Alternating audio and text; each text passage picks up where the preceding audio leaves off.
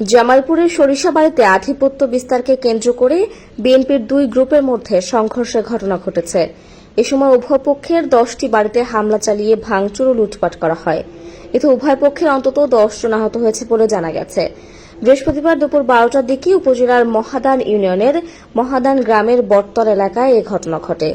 স্থানীয়রা জানান, সরিষাবাড়ি উপজেলার মহাদান ইউনিয়নের মহাদান গ্রামের পশ্চিমপাড়া তালতলা দহ বিলে মাছ চাষ, মাছ ধরা নিয়ে জেলা বিএনপির জলবায়ু বিষয়ক সম্পাদক ও সাবেক ইউপি চেয়ারম্যান অধ্যাপক আব্দুল আওয়ালের গ্রুপ এবং মহাদান ইউনিয়ন বিএনপির সাধারণ সম্পাদক ইসমাইল হোসেন লিটন মাস্টারের গ্রুপের মাঝে উত্তেজনা চলছিল।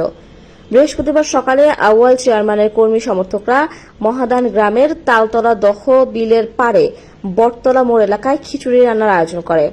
এ সময় লিটন মাস্টারের কর্মী সমর্থকরা হামলা চালায় এবং 2টি বাড়িঘর ও দোকানপাটে হামলা করে।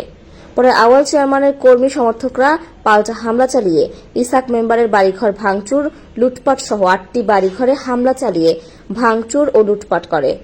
এ সময় উভয় পক্ষের অন্ততপক্ষে 10 জন আহত হয়।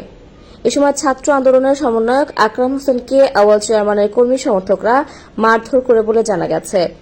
গুরুতর আহত একজনকে ময়মনসিংহ মেডিকেল কলেজ হাসপাতালে ভর্তি করা হয়েছে।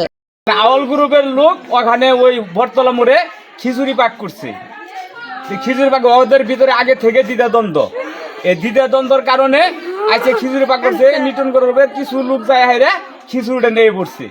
নেওয়ার পরে আউয়াল চেয়ারম্যান নিজে আইসা হাইরে এবং কি নুরি ওরা সমস্ত লোক নেয়, এরকম করে 300-400 লোক নেয় হাইরে বাড়ি করে এরকম করে লুটপাট করে সবকিছু নিয়ে গেছে।